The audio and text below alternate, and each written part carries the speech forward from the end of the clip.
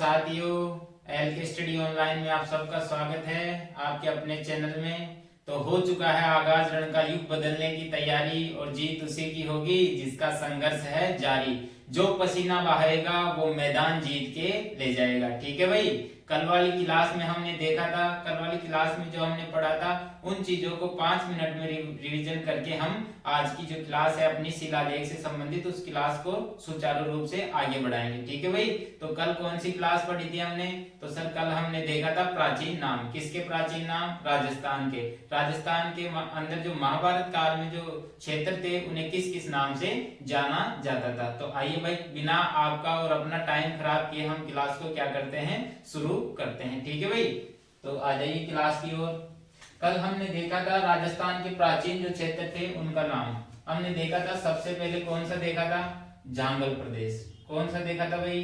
जांगल प्रदेश। ठीक है भाई, तो जांगल प्रदेश सर हमने कहाँ पे देखा था? हमने देखा था बीकानेर वाले क्षेत्र को। जो बीकानेर वाला जो एरिया है उसको महाभारत काल में क्या कहते थे? जांगल प्रदेश। उसके बाद में अहि छत्रपुर देखा था हमने। क्या देखा था सर? तो अहि छत्रपुर। ठीक है भाई, अहि छत्रपुर, छत्रपुर। ठीक है भाई, अहि छत्रपुर जो है वो कौन सा क्षेत्र देखा था हमने?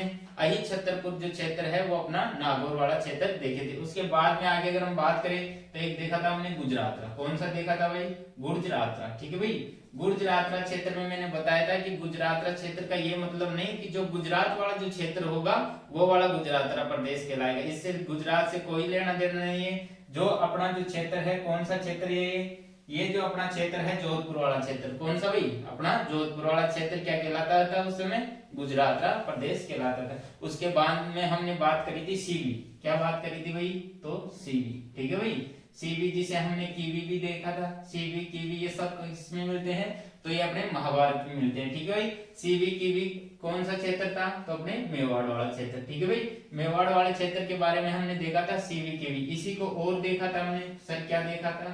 तो एक प्रागवाट देखा था। ठीक है भाई, एक मेदपाट। ठीक है भाई, क्या देखा था? मेदपाट। मेदपाट क्या, मेदपाट से क्या मतलब देखा था भाई हमने? तो मेदपाट से हमने देखा था यहाँ पे जो मेद जनजाति रहती थी उसके बहुमूल्य यानी कि उनकी संख्या अधिक होने के कारण इसको मेदपाट कहलाते थे। ये अपना राजस्थान बनाए थे हमने, ऐसा राजस्थान बनाए थे। यहाँ पे जो है सिकंदर के पहले मेद जाति जो है पंजाब हरियाणा की तरफ रहती थी। जब सिकंदर का आक्रमण होता है तो ये कहाँ पे आके बसते हैं? मेवाड़ में आके बसते हैं। जब मेवाड़ में मुगलों का आक्रमण होता है तो यही मेद जाति यहाँ पे आ जाती है। कहाँ पे आ जाती है? अपने अजमेर और टोडगढ़ वाले क्षेत्र में आ जाती है। जो ये मेद जाति थी वो अजमेर टोडगढ़ में आ जाती है, तो उसे मेर के नाम से जानते थे। मेर के नाम से जानते थे, तो इस जगह का नाम क्या पड़ा था? तो सर इस जगह का नाम पड़ा था अपने मेरवाड़ा। ठीक है भाई, मेरवाड़ा के बाद में हमने देखा था मेर जाति के कारण इस जगह को मेरवाड़ा कहा गया। उसके बाद इन्हीं के साथ वापस से अत्याचार होते हैं तथा बस्तियों को इनको जला दिया जाता है। तो जो ये मेर जाति है वो अपने अलवर साइड में चली जाती है। अलवर साइड में इसी जाति को जो है वो मेव के नाम से जाना गया। ठीक है भाई, मेव के नाम से जाना गया। तो मेवात प्रदेश जो है वो हमने देखा था। मेवात प्रदेश कौन सा देखा था सर? तो मेवात प्रदेश जो है वो अपने अलवर वाला क्षेत्र है। अलवर, भरतपुर, धौलपुर और करौली वाला क्षेत्र है। इतनी बातें हमने कल की क्लास में देखी थी। हमने ये भी पढ़ा था कि मेव जो जाति है वो अपना अलग से क्या चाहती थी? अलग से अपना देश बनाना चाहती थी। पर उस समय कौन थे अपने? उस समय थे अपने गृह मंत्री कौन? लोहा पुरुष। लोहा पुरुष कौन? तो सर सरदार वल्लभ भाई पटेल। ये सब क्या थे? तैनात थे। फौज ऐसे अपने आप में क्या थे? पावरफुल थे। कोई राजी से माने तो ठीक है भाई, नहीं तो बेराजी से भी हम मना ही लेंगे। बीपी मेनन साहब और अपने कौन गृह मंत्री जो ये थे वो बिल्कुल फॉर्म में थे। तो इनको राजी से माने तो ठीक और नहीं तो बेराजी से मना रहे थे। तो ये मेवात क्षेत्र हमने पढ़ा था, अलवर भरतपुर वाला क्षेत्र। ठीक है भाई, यही जाति थी ये मेद जाति। यहाँ से आई थी पंजाब से। जब सिकंदर का आक्रमण होता है उसके बाद में यहाँ पे जो है जो ये अपना निवास करते हैं, यहाँ पे इनकी बस्तियों को जला दिया जाता है। अजमेर में चले जाते हैं, अजमेर की तरफ। अजमेर में इन्हें मेरवाड़ा के नाम से जाना गया। बाद में इन्हें जबरदस्ती मुसलमान बनाया गया था। जबरदस्ती मुसलमान इसलिए, वो जो मेवाती है ना इस समय के, वो पहले क्या थे? अपने आदिवासी जाति के लोग थे। इतनी बातें हमने कल की क्लास में देखी थी। मेवाड़ में कौन कौन सा क्षेत्र देखा था? तो सर मेवाड़ में हमने देखा था कौन सा? उदयपुर। उदयपुर से अलग हुआ सलूम्बर हमने देखा था, प्रतापगढ़ हमने देखा था, चित्तौड़गढ़ हमने देखा था, भीलवाड़ा हमने देखा था, शाहपुरा हमने देखा था। यानी कि मेन जो मुख्य बात है वो हमने देखा था कि डूंगरपुर और बांसवाड़ा मेवाड़ वाले क्षेत्र में नहीं आता है। क्या सर? तो जो ये वाले दो जिले हैं वो मेवाड़ वाले क्षेत्र में नहीं आते हैं। उसके बाद में हमने कांठल देखा था, कांठल का अर्थ देखा था कि कांठल का अर्थ होता है नदी का जो किनारा वाला भाग होता है उसे कांठल कहते हैं। जैसे कि यहाँ पे माही नदी बहती है तो माही नदी के जो साइड वाला क्षेत्र होता है उसे कांठ कहते हैं। कांठ प्लस अल दो छंदी विशेष से बना है ये। कांठ का मतलब होता है माही नदी का किनारों का क्षेत्र और अल का मतलब होता है आच्छादित। ठीक है भाई, इतनी बातें हमने कल की क्लास में देखी थी। और क्या देखा था सर हमने? तो हमने देखा था ये वाले दो जिले हैं डूंगरपुर और बांसवाड़ा, इसको वागड़ के नाम से जानते हैं। कि कौन से को?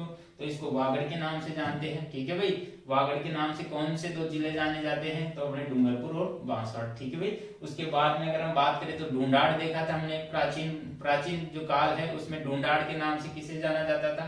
तो अपने जयपुर शहर, जयपुर ग्रामीण, दौसा, दूदू और टोंक वाला जो क्षेत्र है, यानी कि कहने का शाब्दिक मतलब मेरा ये है ढूंढ नदी के आसपास वाला जितना भी जो क्षेत्र है उसे ढूंढाड़ प्रदेश के नाम से जाना जाता था। ये हमें कहां से जानकारी मिलती है? तो ये महाभारत से। उसके बाद में हमने मत्स्य देखा था। मत्स्य में देखा था क्या सर? मत्स्य में अलवर देखा था। अलवर के बाद में खेड़तर, तिजारा, धौलपुर, भरतपुर ये देखा था। तो ये मत्स्य क्षेत्र में पांडवों ने अपना अज्ञातवास बिताया था। क्या बिताया था सर? जब कौरव और पांडवों के मध्य महाभारत छिड़ती है तो महाभारत में जो अज्ञातवास है, पांडवों को अज्ञातवास और वनवास मिला 1 साल का, तो अपना अज्ञातवास जो है वो कहाँ पे बिताया? तो वो यहाँ पे बिताया था, मत्स्य जो क्षेत्र है वहां पे। ठीक है भाई, मत्स्य के सर उस समय राजा कौन थे? तो मत्स्य के उस समय हमने राजा पढ़े थे। राजा कौन थे? विराट। कौन थे भाई?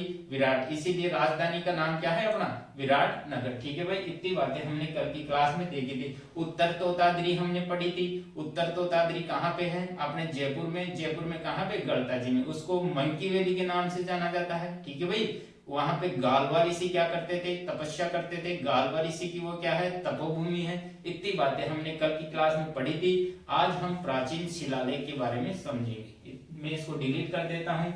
आशा करता हूँ आपने कल वाली क्लास बहुत ध्यान से पढ़ी होगी। अगर नहीं पढ़ी तो कल वाली क्लास देख लेना, उसके बाद ये क्लास चालू करना। ठीक है भाई, मैं इसको डिलीट कर देता हूँ। ये अपना 5 मिनट में ऐसे रिवीजन कर लेते हैं तो उससे क्या होता है? अपने को चीजें अच्छे से याद हो जाती है। ठीक है भाई, अपने को चीजें क्या है? अच्छे से याद हो जाती हैं। प्राचीन जो शिलालेख है, प्राचीन शिलालेख पढ़ने का तात्पर्य ये है कि इतिहास जब हम शुरू करते हैं तो उसमें शिलालेख, सिक्के वगैरह ये सब अपने को पढ़ने पड़ते हैं। साहित्यिक स्रोत, इनसे क्या मिलती है अपने को? इतिहास की जानकारी मिलती है। इतिहास मतलब हाँ, अतीत में कुछ ऐसा ही हुआ था। इति प्लस हास, अतीत में कुछ इसी प्रकार घटित हुआ था। यानी ऑथेंटिक चीजें अगर हमें को मिलती है तो वो शिलालेख है, सिक्के हैं, साहित्य है। इन सब के बारे में हम इतिहास के बारे में बहुत बारीकी से जानेंगे। ठीक है भाई, अब हम बात करते हैं इतिहास के साधन क्या क्या है। इतिहास जानने के साधन। ठीक है भाई, इतिहास जानने के साधन। ठीक है भाई, साधन या स्रोत भी आप बोल सकते हो। मैं साधन लिख देता हूं, आप इसे स्रोत भी बोल सकते हो। ठीक है भाई, ध्यान रखना, स्रोत या साधन एक ही बात है। तो ये हम इसको मुख्यतः 2 भागों में बांटते हैं। वैसे तो बहुत प्रकार है, पर अपने इतिहास में केवल 2 ही प्रकार से प्रश्न पूछे जाते हैं। वैसे तो बहुत सारे हैं, पर अपने को उनसे कोई मतलब नहीं है। अपने को केवल 2 स्रोत पढ़ने हैं। कौन कौन से? तो पुरातत्व। कौन सा सर? पुरातत्व। ठीक है भाई, पुरातत्व। पुरातत्व से आप समझ पा रहे हो, पुरातत्व यानी पुराने समय के जो तत्व हमें मिले, उसमें शिलालेख, सिक्के, चित्रकला। ठीक है भाई, चित्रकला ये सब क्या किसमें आ जाएंगे? पुरातत्व। अगर पुरातत्व स्रोत की अगर हम बात करें, ठीक है भाई, और इधर कौन सा आ जाएगा? अपने इधर आ जाएगा साहित्यिक स्रोत। कौन सा आ जाएगा भाई? तो यहाँ पे अपने आ जाएगा साहित्यिक स्रोत। ठीक है भाई, मात्रा गलत उल्टी सीधी लग जाए तो ये मत सोचना भाई गलती है। अपन हिंदी नहीं पढ़ रहे हैं, अपन इतिहास पढ़ रहे हैं। इतिहास में मात्राओं से कोई मतलब नहीं होता है। आपको जो बातें समझ आ जाए वही अपने लिए क्या है? सीधी है। और ये आप जो ये मैटर पढ़ रहे हो ना, वो 3-4 जो किताबें हैं उन सब का एक निचोड़ है। यानी कि हम कह सकते हैं साम दाम दंड भेद इन सब के काम में लेकर ये जो क्लास है वो तैयार की जा रही है। यानी मैं पूरे तन मन धन से इन क्लासों को क्या कर रहा हूँ, सुचारू। आप इनका सदुपयोग करो तो आपकी इच्छा है, नहीं करो तो भी आपकी इच्छा है। ठीक है भाई, आगे हम पढ़ें तो पुरातत्व स्रोत में कौन कौन से आते हैं सर। तो पुरातत्व स्रोत में हम पढ़ेंगे शिलालेख। क्या पढ़ेंगे भाई, शिलालेख। ठीक है भाई, शिलालेख। उसके बाद में हम देखेंगे सिक्के। सिक्के के माध्यम से भी हमें जानकारी मिलेगी। ठीक है भाई, उसके बाद में हम देखेंगे चित्रकला। ठीक है भाई, चित्रकला, इससे भी अपने को क्या है, जानकारी मिलती है। चित्रकला, शिलालेख और सिक्के, इन सब से अपने को क्या है, जानकारी मिलती है। साहित्यिक स्रोत दो प्रकार के होते हैं। ये कितने प्रकार के होते हैं, दो प्रकार के। एक होता है देशी स्रोत या देशी साधन। ठीक है भाई, देशी स्रोत। ठीक है भाई, देशी स्रोत। और एक होता है विदेशी स्रोत, यानी विदेशी जो लेखक हुए ना, उनके द्वारा साहित्य जो रचा गया उसको बोलते हैं विदेशी स्रोत। ठीक है भाई, ये दो भागों में बढ़ता है अपने, देशी और विदेशी स्रोत। ठीक है भाई, विदेशी स्रोत, विदेशी स्रोत। देशी स्रोत भी दो, देशी और विदेशी दो तरह से हो गए ना। तो विदेशी में कौन कौन से आते हैं अपने, जैसे अरबी आए थे, है ना, अरबी आए थे अपने। चीनी हो गया, चीनी, चीनी साहित्य, अरबी साहित्य। ठीक है भाई, चीनी अरबी साहित्य। ठीक है, और चीनी साहित्य, चीनी साहित्य कौन सा हो गया अपने, अरबी साहित्य, चीनी साहित्य, और कौन सा, फारसी साहित्य। फारसी साहित्य कौन सा हो गया, अरबी, चीनी और फारसी साहित्य। ठीक है भाई, इतनी बातें हम आज की क्लास में देख ली। उसके बाद में देशी जो स्रोत है उसको भी दो भागों में बांटा गया। ठीक है भाई, कौन कौन से भाग होते हैं, तो एक तो होता है अपने धार्मिक। ठीक है भाई, जो अपने धर्म का हो, धार्मिक। और एक होता है गैर धार्मिक। क्या होता है भाई, गैर धार्मिक। क्या होता है भाई, गैर धार्मिक। ठीक है भाई, अपने को गैर धार्मिक से कोई मतलब नहीं है, अपने को केवल धार्मिक में पढ़ने हैं। इसमें ब्राह्मण साहित्य आ जाता है एक तो, ब्राह्मण साहित्य। ठीक है भाई, ब्राह्मण साहित्य। इसमें आ जाता है बौद्ध साहित्य। ठीक है भाई, बौद्ध साहित्य, बौद्ध साहित्य, बौद्ध साहित्य। और एक आ जाता है अपने जैन साहित्य। कौन सा आ जाता है अपने, जैन साहित्य। ठीक है भाई, कौन सा आ जाता है अपने, जैन साहित्य। धार्मिक जो ग्रंथ, धार्मिक जो स्रोत है या धार्मिक जो साहित्य है वो कौन कौन से है, ब्राह्मण साहित्य, बौद्ध साहित्य, जैन साहित्य। ठीक है, पुरातत्व स्रोत में कौन कौन से है, शिलालेख है, सिक्के हैं, चित्रकला है। ये मेन मुख्य भूमिका अदा करते हैं। इसके बाहर एक भी प्रश्न नहीं आता है, ना कभी आएगा। तो ये क्या है, अपना एक खाका तैयार करते हैं इतिहास जानने से पहले। ठीक है भाई, ये अपना क्या है, एक खाका तैयार करते हैं इतिहास को जानने से पहले। आप इसका स्क्रीनशॉट लेना चाहो तो ले सकते हो, मैं साइड में हो जाता हूँ। ठीक है भाई, आप लोगों ने स्क्रीनशॉट ले लिया होगा। इतिहास जानने के साधन, पुरातत्व स्रोत और साहित्यिक स्रोत। पुरातत्व स्रोत शिलालेख, सिक्के, चित्रकला। साहित्यिक स्रोत देशी स्रोत, विदेशी स्रोत। देशी स्रोत भी दो भागों में डिवाइड होते हैं, धार्मिक और गैर धार्मिक। धार्मिक में ब्राह्मण साहित्य, बौद्ध साहित्य और जैन साहित्य। विदेशी स्रोत में अरबी साहित्य, चीनी साहित्य और फारसी साहित्य। इतनी बातें हम देख लिए, मैं इसको डिलीट कर देता हूँ। ठीक है भाई, आज की जो क्लास है वो बहुत ही शानदार जबरदस्त रहने वाली है। हेडफोन लगा लो कानों में और क्लास का मजा लो अंत तक। हेडफोन लगा लो कानों में और अंत तक आप क्या करना है, क्लास का मजा लेते रहो। ठीक है भाई, हेडफोन लगा लो कानों में और क्लास का आनंद लेते रहो।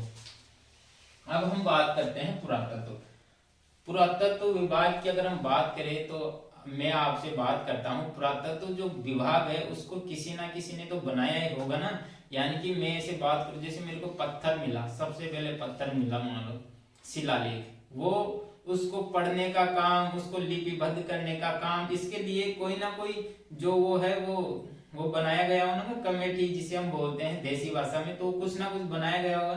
तो भारतीय पुरातत्व विभाग की स्थापना, राजस्थान पुरातत्व विभाग की स्थापना, ऐसे पर्सन सीधे के सीधे एग्जाम में उठ के आते हैं। सीधे के सीधे क्या है, एग्जाम में उठ के आते हैं। हम देखते हैं भारतीय पुरातत्व विभाग की स्थापना। कौन सा देखेंगे पहले, भारतीय जो पुरातत्व है, पुरातत्व जो है, पुरातत्व सर्वेक्षण, कौन सा, पुरातत्व सर्वेक्षण विभाग की स्थापना कब होती है व किसके द्वारा होती है। ठीक है, सर्वेक्षण विभाग की क्या स्थापना।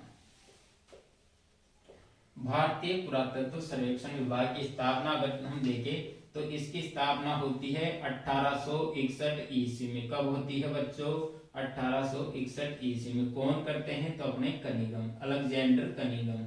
आपको केवल कनिंघम याद रखना है, अलेक्जेंडर नहीं भी याद रहे तो भी चलेगा, पर कनिंघम याद रहना चाहिए। ठीक है भाई। आगे अगर हम बात करें राजस्थान में पुरातत्व विभाग की स्थापना कब होती है? तो राजस्थान में अगर बात करें हम, राजस्थान पुरातत्व विभाग या पुरातत्व सर्वेक्षण, ठीक है भाई, पुरातत्व की अगर हम बात करें राजस्थान के अंदर बात करें सर्वेक्षण की स्थापना, ठीक है भाई, इसको भी स्थापना लिखना है, स्थान है स्थापना, ठीक है भाई, इसको भी स्थापना। राजस्थान में अगर हम बात करें तो 1871 ईस्वी में कौन करते हैं अपने? 1871 ईस्वी में अपने करते हैं ACL कार्लाइल। कौन करते हैं? ACL, बोलो दिखा, ACL कार्लाइल। कौन करते हैं भाई अपने? ACL Carlisle. कौन करते हैं अपने? ACL Carlisle. कौन करते हैं अपने? ACL Carlisle. ठीक है भाई। अब बात करते हैं, हम अभिलेख के बारे में पढ़ रहे थे, तो सर अभिलेख के जो अध्ययन है उसको हम क्या कहते हैं? सीधे के सीधे प्रश्न बनते हैं एग्जाम में, अभिलेख के अध्ययन को क्या कहते हैं? ठीक है भाई, अभिलेखों के अध्ययन को क्या कहते हैं? तो बात करें हम अभिलेखों के अध्ययन को क्या कहते हैं? अभिलेखों के अध्ययन को एपिग्राफी कहते हैं। क्या कहते हैं बच्चों? एपिग्राफी। क्या कहते हैं? एपिग्राफी। 10वीं 12वीं में आप लोगों ने पढ़ा होगा, 10वीं 12वीं में आप लोगों ने पढ़ा होगा एपीकल्चर। क्या पढ़ा होगा? एपीकल्चर। एपीकल्चर में हमने देखा था पी यानी क्या? पी मधुमक्खियों का शहद। ठीक है भाई, एपीकल्चर यानी मधुमक्खियों का जो अध्ययन होता था वो एपीकल्चर कहलाता था। और यहाँ पे अपन बात कर रहे हैं किसकी? यहाँ पे बात कर रहे हैं अभिलेखों की। अभिलेखों का जो अध्ययन होता है वो एपिग्राफी कहलाता है।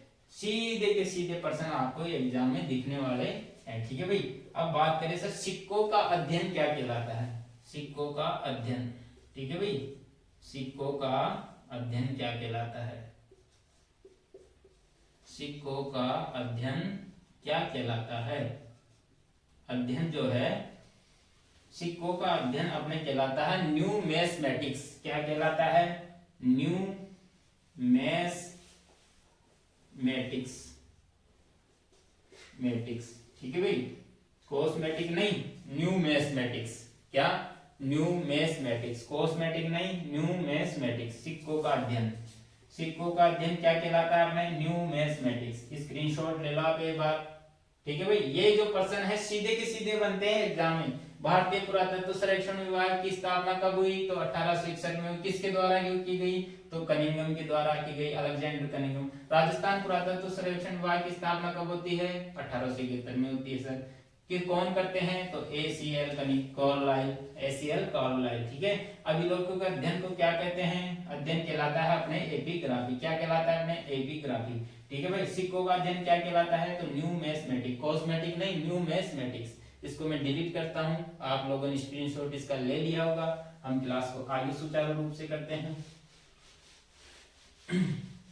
देखो भाई, इस क्लास में आप लोगों के साथ कोई टाइम पास नहीं किया जाता है। जो भी चीजें होती है वो पूरी ईमानदारी से पढ़ाने की कोशिश की जाती है। अब आप लोगों का दायित्व बनता है, आप लोग पढ़ते हो या उसे टाइम पास में लेते हो। पढ़ो तो भी आपका भला और ना पढ़ो तो भी आपका भला। ठीक है भाई, इतनी बातें हम क्लास में देख लिए। आगे अगर हम बात करें अभिलेखों में अगर हम बात करें अभिलेख या शिलालेखों में, ठीक है भाई, तो शिलालेख जो है अपना है, सबसे पहला शिलालेख अपने को मिलता है बड़ली का शिलालेख। कौन सा मिलता है? बड़ली का शिलालेख। ठीक है भाई, सबसे पहले अगर हम शिलालेख देखें तो कौन सा मिलता है हमें? बड़ली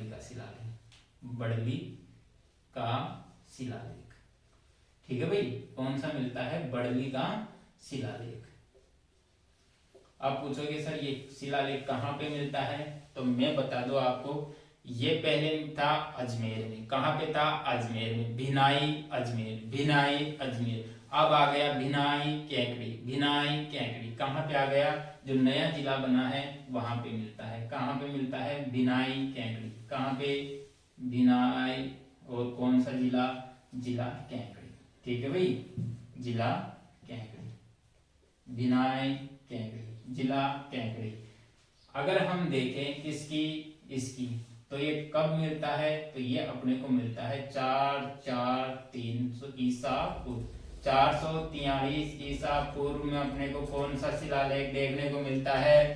तो बच्चों वो बड़ली का शिलालेख है। राजस्थान का सबसे प्राचीन शिलालेख है, राजस्थान का सबसे प्राचीन शिलालेख, राजस्थान का सबसे प्राचीन शिलालेख कौन सा है? राजस्थान का सबसे प्राचीन शिलालेख।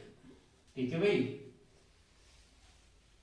शिलालेख वैसे टॉपिक थोड़ा हार्ड है, पर अगर आप हमारे साथ पढ़ते हो तो नामुमकिन भी मुमकिन में बदलेगा। ठीक है भाई, बिल्कुल सरल भाषा में आपको समझाया जाएगा, बिल्कुल लोकल लैंग्वेज में। बड़ली का शिलालेख है, अपने भिनाई कैंकड़ी में मिलता है। 443 ईसा पूर्व का शिलालेख है, राजस्थान का पहला शिलालेख है जो अपने को मिलता है, देखने को मिलता है। ठीक है भाई, देखने को अपने को मिलता है। आगे अगर हम बात करें इसकी, तो सर भारत में दूसरे नंबर का है। भारत का पहला कौन सा है? तो भारत का सबसे प्राचीन जो शिलालेख है, भारत का भारतीय प्राचीन जो शिलालेख है उसका क्या नाम है सर?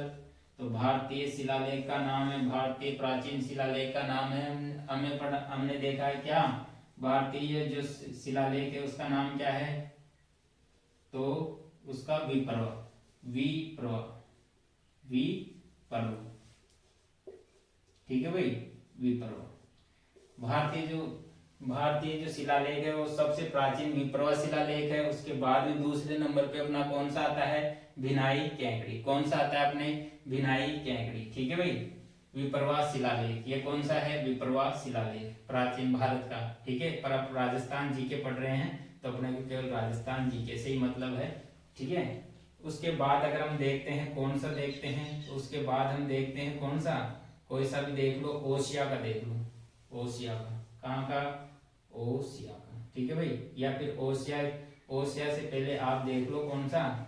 घटियाला शिलालेख, घटियाला शिलालेख। ठीक है भाई, घटियाला शिलालेख देख लो आप। घटियाला जो शिलालेख है, घटियाला शिलालेख, घटियाला शिलालेख की अगर हम बात करें तो कब का है ये शिलालेख? तो 861 ईसा पूर्व, 861 ईस्वी का। कब का है? 861 ईस्वी का। घटियाला जो शिलालेख है 861 ईस्वी का। ठीक है भाई, तो ये इस शिलालेख में अपने को क्या जानकारी मिलती है? तो अगर सबसे पहले राजस्थान में सती प्रथा की जानकारी हमें घटियाला शिलालेख से मिलती है।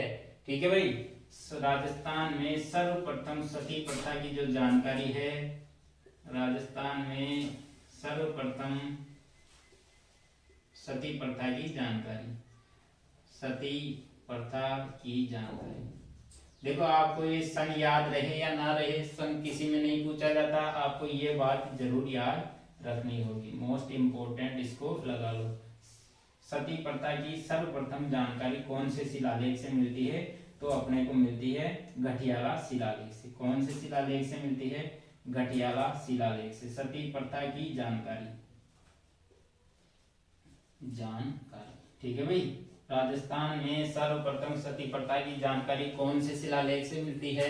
तो अपने घटियाला शिलालेख से मिलती है। इतनी बातें हमने देख ली। ऊपर वाला मिटा सकता हूँ क्या मैं? तो सर मिटा सकते हो। ठीक है भाई, ऊपर वाला मैं मिटा सकता हूँ, स्क्रीनशॉट ले लो एक बार लेना चाहो तो। ठीक है भाई, अब हम देखते हैं कौन सा देखे सर, कौन सा देखे? कोई सा भी देख लो, अपने को सारे ही पढ़ने हैं। ठीक है भाई, तीसरा अपन देख लेते हैं कौन सा? अपन देख लेते हैं ओसिया का। कौन सा भाई? ओसिया का, ओसिया का। ठीक है भाई, मात्रा उल्टी सीधी हो जाए तो टेंशन मत लेना। ओसिया का शिलालेख, शिलालेख, ठीक है भाई। कब का है ये? तो सर ये अपने है 956 ईसा पूर्व का, ठीक है भाई। ईसा का, ईसा पूर्व नहीं, केवल ईसवी का। ईसा पूर्व का केवल एक ही शिलालेख है अपने, कौन सा है? ईसा पूर्व का एक ही शिलालेख है अपने, बड़ली का शिलालेख। उसके बाद में ये भी ईसवी, सब ईसवी ईसवी आएंगे, ठीक है भाई। ओसिया के शिलालेख, ओसिया का जो मंदिर है वो, ओसिया में किसका मंदिर है? तो सचियाई माता का मंदिर है। सचियाई माता किसकी कुल देवी है? तो सचियाई माता अपने ओसवालों की कुल देवी है। इतनी बात आप इसमें याद रखना, ओसवालों का, ठीक है भाई। उसके बाद अगर हम बात करें, उसके बाद अगर हम बात करें किसकी, उसके बाद अगर हम बात करें इसमें क्या जानकारी देखने को मिलती है, ये है कहाँ पे? तो ये भी देख लो पहले, तो ये अपने पड़ेगा कहाँ पे? फलोदी में, फलोदी, ठीक है, फलोदी, ठीक है। ओसिया का शिलालेख 956 ईसा ईस्वी का, ठीक है। इसमें क्या जानकारी देखने को मिलती है? तो इसमें अपने को देखने को मिलती है वो, एक मिनट में देख लेता हूं, गलत हो जाएगा। इसमें वर्ण व्यवस्था की जानकारी मिलती है। इसमें किसकी जानकारी मिलती है अपने को? वर्ण व्यवस्था की। वर्ण व्यवस्था की जो जानकारी है वो कौन से शिलालेख से मिलती है अपने को? ओसिया शिलालेख से। वर्ण व्यवस्था की जानकारी, ठीक है भाई। वर्ण व्यवस्था की जानकारी हमें की कौन से शिलालेख से मिलती है? तो अपने को ओसिया के शिलालेख से अपने को इसकी जानकारी मिलती है। तो सर वर्ण कितने थे? तो वर्ण अपने कितने थे? 4 वर्ण थे। कितने वर्ण थे? 4। ब्राह्मण, क्षत्रिय, वैश्य और शूद्र। ब्राह्मण, क्षत्रिय, वैश्य और शूद्र। कौन से अभिलेख से जानकारी मिलती है इसकी? तो अपने ओसिया के शिलालेख से इसकी जानकारी अपने को मिलती है, ठीक है भाई। इसको नीचे वाले को मिटा सकता हूं क्या मैं? नीचे वाले को मिटा सकता हूं। देखो वैसे पढ़ने को तो बहुत मैटर है इसमें, पर अपन केवल उतना ही पढ़ रहे हैं जो एग्जाम की दृष्टि से अति महत्वपूर्ण है, जहां से प्रश्न पूछे जाते हैं। फालतू की रामायण अपने को नहीं पढ़नी है, अपने को केवल जो मेन मुख्य बातें हैं वो अपने को पढ़नी है, ठीक है भाई। तीसरा जो, चौथा जो शिलालेख है वो अपना है किराड़ू का शिलालेख। किराड़ू, कौन सा शिलालेख? तो किराड़ू का शिलालेख, ठीक है भाई। किराड़ू का शिलालेख। किराड़ू कहाँ पे है? तो अपने किराड़ू है बाड़मेर में। कहाँ पे है? बाड़मेर में। किराड़ू का जो मंदिर है, ठीक है, राजस्थान का खजुराहो। राजस्थान का खजुराहो किसे कहा जाता है? किराड़ू के मंदिरों को। क्यों कहा जाता है? क्योंकि यहाँ पे जो मूर्तियां हैं वो कामसूत्र पे आधारित हैं। किस पे आधारित है? कामसूत्र पे। इसलिए राजस्थान का खजुराहो किसे कहा जाता है? किराड़ू को। कहाँ पे है? तो अपने बाड़मेर, ठीक है भाई, बाड़मेर में। इतनी बात आप इसमें ध्यान रखना है। किराड़ू के अंदर और क्या देखने को मिलता है अपने को? किराड़ू की अगर हम बात करें तो किराड़ू के अंदर परमाणु की उत्पत्ति जो है वो आबू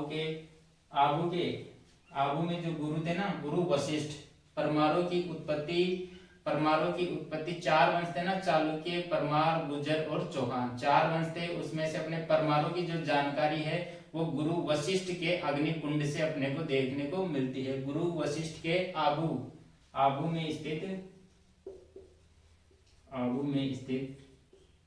में गुरु वशिष्ठ परमाणु की उत्पत्ति।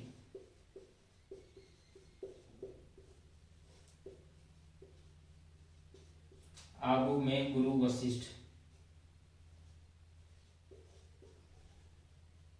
वशिष्ठ के अग्निकुंड से।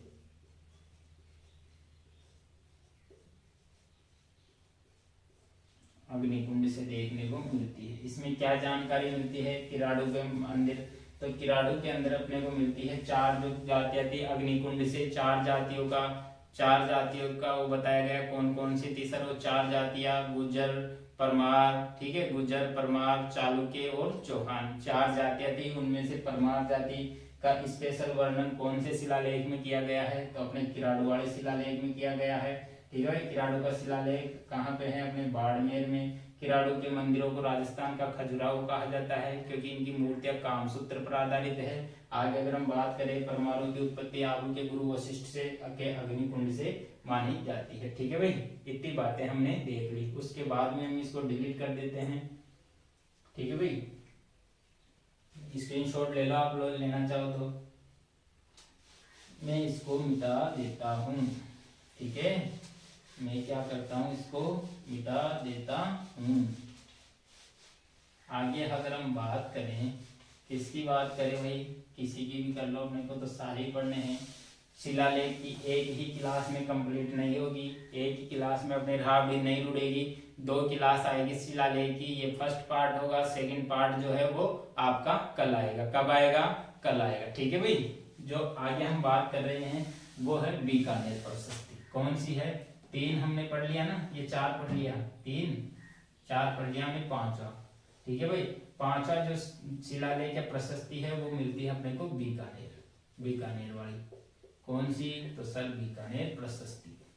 ठीक है भाई, बीकानेर प्रशस्ति, बीकानेर प्रशस्ति। ठीक है, बीकानेर प्रशस्ति कहाँ पे है, तो बीकानेर में ही है। ठीक है, बीकानेर प्रशस्ति में कहाँ क्या देखने को मिलता है। ठीक है भाई, बीकानेर जो प्रशस्ति है ये कहाँ पे रखी हुई है, तो ये जूनागढ़ दुर्ग में। कहाँ पे, जूनागढ़ दुर्ग में। बीकानेर जो प्रशस्ति है वो जूनागढ़ दुर्ग के अंदर मिलती है। जूनागढ़ दुर्ग के बारे में और कुछ जानते हो क्या सर, तो जानते हैं, क्या जानते हो, तो जूनागढ़ दुर्ग को जो है राजस्थान के जमीन का जेवर कहा जाता है। जमीन का जेवर किस दुर्ग को कहा जाता है, तो अपने जूनागढ़ दुर्ग को कहा जाता है। ठीक है भाई, इतनी बातें आपको इसमें याद रखनी है। और क्या याद रखना है, तो इसके जो रचयिता है, ठीक है भाई, इसके अगर हम पहले इसकी बात कर लें, इसमें क्या जानकारी मिलती है, तो इसमें अपने को राव बीका से लेकर राय सिंह तक की जानकारी मिलती है। क्या जानकारी मिलती है, राव बीका से लेकर राय सिंह तक की जानकारी हमें बीकानेर प्रशस्ति के अंदर देखने को मिलती है। ठीक है भाई, राय बीका से राय सिंह तक की जानकारी, राय सिंह तक की जानकारी, ठीक है भाई। आगे अगर हम बात करें किसकी, आगे अगर हम बात करें सर इसमें और क्या देखने को मिलता है अपने को, तो इसमें देखने को मिलता है जो जयमल और फत्ता। ठीक है, जयमल और फत्ता की जो मूर्तियां है गजारूढ़ मूर्तियां, यानी हाथी पर बैठे हुए जयमल और फत्ता की मूर्तियां किस में लगी हुई है, तो अपने बीकानेर प्रशस्ति में लगी हुई है। तो ये बात भी लिख लो आप, जयमल और फत्ता। ठीक है भाई, जयमल व फत्ता की गजारूढ़ मूर्तियां, जयमल व फत्ता की गजारूढ़ मूर्तियां। क्या भाई, गजारूढ़ मूर्तियां। गज का मतलब तो समझते ही हो आप, गज का मतलब क्या होता है, हाथी, गजारूढ़ मूर्तियां। ठीक है भाई, बीकानेर प्रशस्ति के दोनों तरफ जो है वो जयमल और फत्ता की क्या लगी हुई है, मूर्तियां लगी हुई है। एक तरफ जयमल की, दूसरी तरफ फत्ता की। मेवाड़ में इतिहास में हम इन्हें बहुत डिटेल से पढ़ेंगे, जयमल कौन था, फत्ता कौन था, क्या क्या क्या क्या चीजें हैं वो सब इसमें पढ़ेंगे। अगर हम इसके लेखक की बात करें या रचयिता की बात करें, तो इसके रचयिता कौन थे, तो इसके रचयिता थे जयिता, या फिर कितनी ही बार जयता भी देखने को मिलता है। क्या देखने को मिलता है अपने को, जयता या जयिता एक ही बात है। ठीक है, इसमें आपको ज्यादा कंफ्यूज नहीं होना है, जयिता भी वही है और जयिता भी एक ही बात है। ठीक है भाई, ये अपने को बीकानेर प्रशस्ति में देखने को मिलती है। एक स्क्रीनशॉट ले लो आप, एक बार इसका लेना चाहो तो मैं साइड में हो जाता हूँ। ठीक है भाई, स्क्रीनशॉट लेना चाहो तो।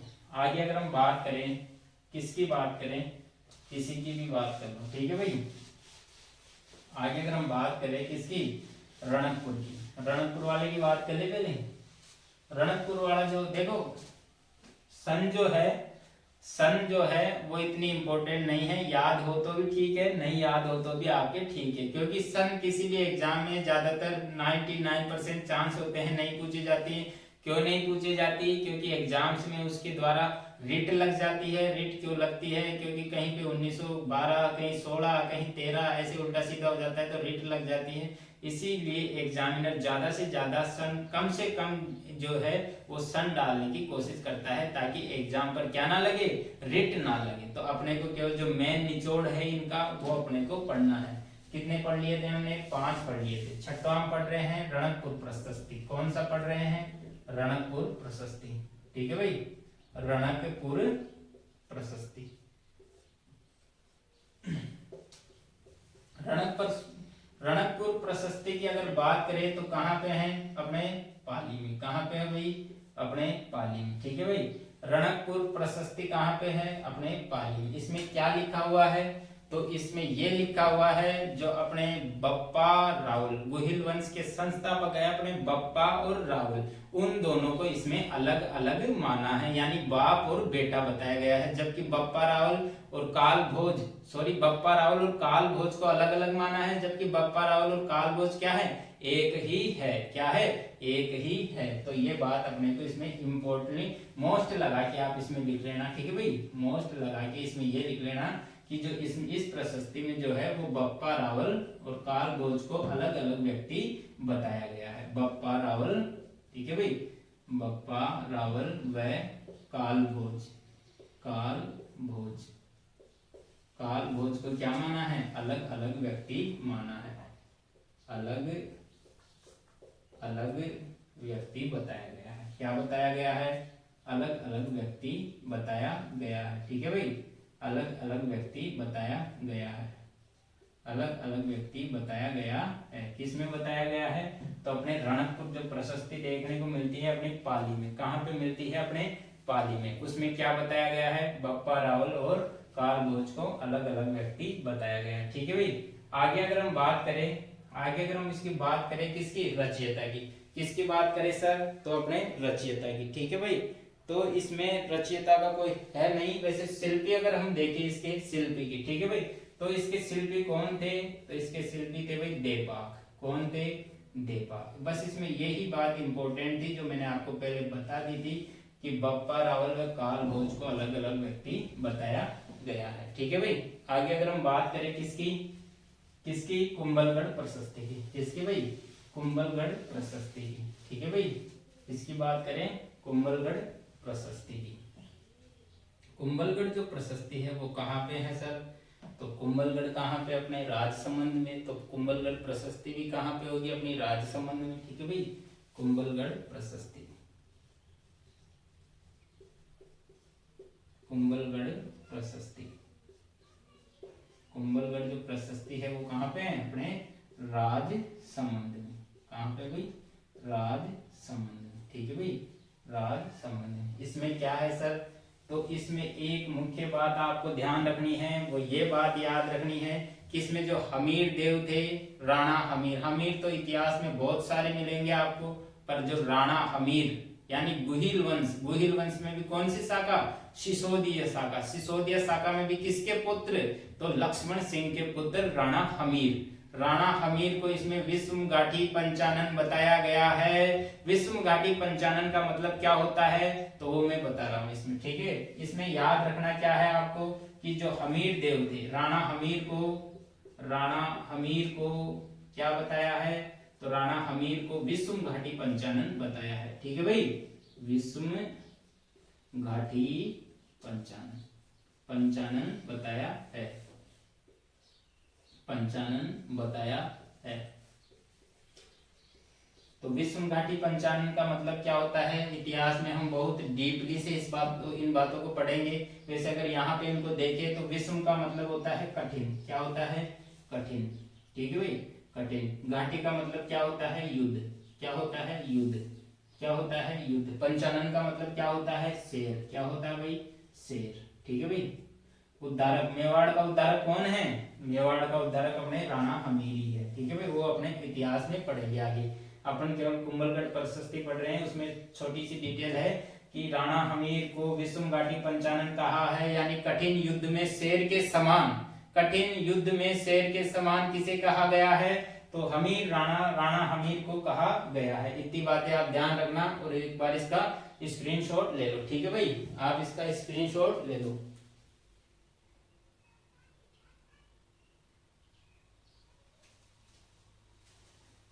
आप लोगों ने स्क्रीनशॉट ले लिया होगा, मैं मिटा देता हूं।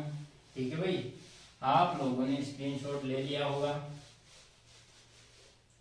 मैं मिटा देता हूं। अब हम कौन सी पढ़ेंगे, कोई सी पढ़ लो सर। इसमें एक बात और याद रखना, क्या याद रखना है सर, एक बात और, तो वर्तमान में जो ये प्रशस्ति है वो कहाँ पे, उदयपुर में रखी गई है, उदयपुर में। ठीक है भाई, वर्तमान में जो ये प्रशस्ति है उदयपुर संग्रहालय में रखी हुई है। ठीक है, ये छोटी सी बात आपको और याद रखनी है। कहाँ पे रखी है ये, उदयपुर संग्रहालय में। ठीक है भाई, कहाँ पे रखी हुई है ये, तो उदयपुर संग्रहालय में, उदयपुर संग्रहालय, संग्रहालय। ठीक है भाई, उदयपुर संग्रहालय,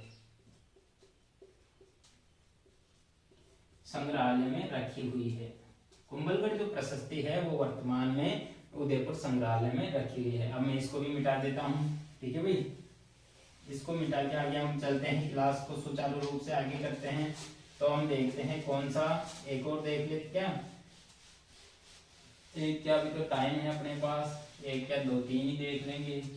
ठीक है भाई, समझ में तो आ रही है ना क्लास, अच्छे से समझ में तो आ रही है ना क्लास। देखो सारे जो नियम है ना, साम दाम दंड भेद के, वो सारे लगा के चलता हूँ। समझ में आए तो बहुत अच्छी बात है, और नहीं आए तो भी अच्छी बात है। ठीक है भाई, 8 जो शिलालेख है वो अपने को कौन सी देखनी है सर, कोई सी भी देख लो, कौन सी देखनी है, राज प्रशस्ति। ठीक है भाई, कौन सी, राज प्रशस्ति, प्रशस्ति। ठीक है भाई, कब उत्कीर्ण की गई, तो इसकी इसकी दिनांक अपने को फिक्स देखने को मिलती है, इसका समय देखने को फिक्स मिलता है 1676 में। कब, 1676 में। कहाँ पे है ये, राजसमंद में। ठीक, कहाँ पे है, राजसमंद में। ठीक है भाई, इसकी जो इसका जो समय है वो देखने को अपने को फिक्स मिलता है सभी किताबों के अंदर। ठीक है भाई, अब इसके बारे में क्या क्या जानकारी है सर अपने को, तो इसमें अपने को देखने को मिलता है ये नौ चौकी पाल पर बनी हुई है, नौ चौकी पाल पर स्थित, नौ चौकी पाल, नौ चौकी पाल पर स्थित, पाल पर स्थित। ठीक है भाई, नौ चौकी पाल पर स्थित। और क्या, 25 संगमरमर काली पट्टिकाओं से बनी हुई है। कितनी भाई, 25 काली पट्टी से बनी हुई है, काली पट्टी संगमरमर। ठीक है भाई, काली पट्टी संगमरमर से, संगमरमर पर क्या है, उत्कीर्ण है, संगमरमर। ठीक है भाई, संगमरमर पर क्या है, उत्कीर्ण है। अगर हम बात करें राज प्रशस्ति की ही उत्कीर्ण है। ठीक है भाई, अगर हम बात करें एशिया की सबसे बड़ी प्रशस्ति कौन सी है, तो अपनी कौन सी है, राज प्रशस्ति है। एशिया की, पूरे एशिया में अगर सबसे बड़ी प्रशस्ति, सबसे बड़ा अभिलेख अपने को देखने को मिलता है तो कहाँ पे मिलता है, अपने को राजसमंद में, राजसमंद। ठीक है भाई, राजसमंद, राजसमंद एकमात्र ऐसा जिला है जिसका नाम झील के नाम पे पड़ा हुआ है, राजसमंद। ठीक है भाई, इतनी बातें हम देख रहे हैं। एशिया की सबसे बड़ी प्रशस्ति क्या भाई, एशिया की सबसे बड़ी प्रशस्ति, एशिया की सबसे बड़ी प्रशस्ति। ठीक है भाई, सबसे बड़ी प्रशस्ति, एशिया की सबसे बड़ी प्रशस्ति कौन सी है सर, तो अपने राज प्रशस्ति। कौन सी है, अपने राज प्रशस्ति। कब उत्कीर्ण की गई, 1676 में। कहाँ पे मिलती है, राजसमंद में, नौ चौकी पाल पर स्थित है, 25 काली पट्टिकाओं पर उत्कीर्ण है, संगमरमर की बनी हुई है। तो एशिया की सबसे बड़ी प्रशस्ति है कौन सी, राज प्रशस्ति। अगर हम इसके रचयिता की बात करें, कौन किसकी रचयिता, कौन थे इसके रचयिता, तो इसके रचयिता रणछोड़ भट्ट। कौन थे, रणछोड़ भट्ट। ठीक है भाई, रणछोड़ भट्ट। आगे तेलंग लगाना चाहो तो लगा लेना, वरना कोई जरूरी नहीं। रणछोड़ भट्ट तेलंग, कौन, रणछोड़ भट्ट तेलंग द्वारा रचित थी। ठीक है भाई, आप एक बार इसका स्क्रीनशॉट ले लो, मैं साइड में हो जाता हूँ। ठीक है भाई, रणछोड़ भट्ट तेलंग। इतनी बातें हमने इसमें देखी। आगे अगर हम बात करें किसकी, आगे अगर हम बात करें किसकी बात करें भाई, आगे अगर हम बात करें किसकी, अपने माचेड़ी। माचेड़ी कहाँ पे, अपने माचेड़ी कहाँ पे भाई, अपने माचेड़ी अपने जयपुर में, अपना प्यारा जयपुर, माचेड़ी। 8 हमने देख ली, 9वीं माचेड़ी शिलालेख या माचेड़ी प्रशस्ति। ठीक है भाई, माचेड़ी, माचेड़ी का जो शिलालेख है या माचेड़ी प्रशस्ति जो है, माचेड़ी शिलालेख। चलो सर, माचेड़ी शिलालेख में क्या देखने को मिलता है, तो इसमें कोई खास बड़ी बात है नहीं। इसमें क्या देखने को मिलेगा, तो एकमात्र ऐसी प्रशस्ति है जिसमें पहली बार बड़गुजर शब्द का प्रयोग किया गया है। क्या किया गया है सर? पहली बार बड़गुजर शब्द का प्रयोग, पहली बार बड़गुजर शब्द का प्रयोग, बड़गुजर शब्द का। तो सर माचेडी जो शिलालेख है वो कहाँ पे है किया गया? माचेडी शिलालेख पहले जयपुर में आता था अपने, अब कहाँ पे आता है अपने? जयपुर ग्रामीण में। कहाँ पे? जयपुर ग्रामीण में। जयपुर के जो लोकल आदमी हैं वो जानते हैं मानपुरा माचेडी। कहाँ पे हैं? मानपुरा माचेडी। ठीक है भाई। मानपुरा जो माचेडी जो शिलालेख है उसमें क्या देखने को मिलता है? तो पहली बार बड़गुजर शब्द का प्रयोग देखने को मिलता है। उसके बाद अगर हम बात करें किसकी, उसके बाद आमेर शिलालेख की। किसकी? आमेर शिलालेख। कौन सा शिलालेख? आमेर शिलालेख। आमेर कभी घूमने गए हो तो वहां पे एक शिलालेख लिखा हुआ है, उस पे बड़े बड़े अक्षरों में लिखा हुआ है जो कछवा वंश है वो रघुवंश तिलक है। कौन से है? भगवान राम के वंशजों को रघुवंश तिलक कहा गया है। कछवा वंश अपने आप को क्या बताते हैं? रघुवंश तिलक। यानी कि जो कुश के वंशज, राम के वंशज कुश के वंशज कछवा है। ठीक है भाई। तो इसमें लिखा हुआ है, क्या लिखा हुआ है अपने? इसमें लिखा हुआ है जो कछवा वंश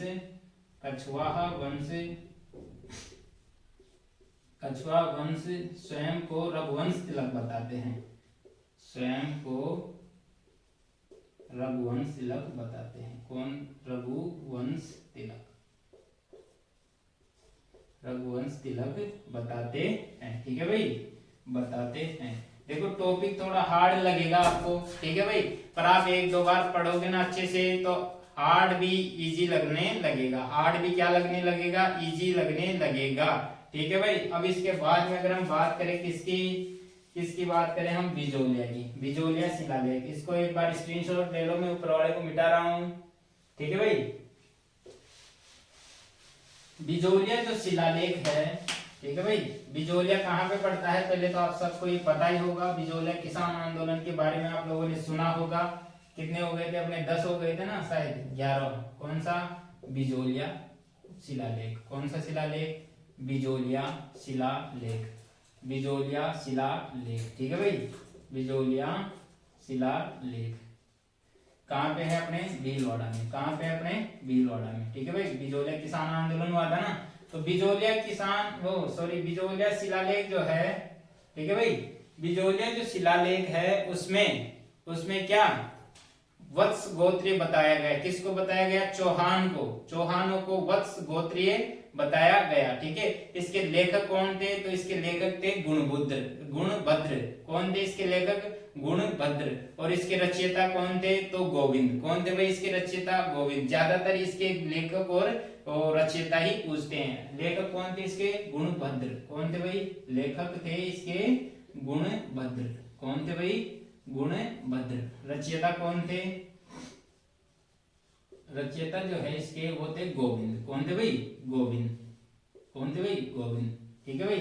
लेखक जो है वो गुणभद्र और रचयिता जो है वो अपने कौन है? गोविंद। ठीक है भाई। इसमें जो है वत्स गोत्रीय बताया गया। किसको बताया गया? चौहानों को। ठीक है भाई। एक बार मैं देख लेता हूं। चौहान वंश को जो है वो वत्स गोत्रीय बताया गया। ठीक है भाई। चौहान जो वंश है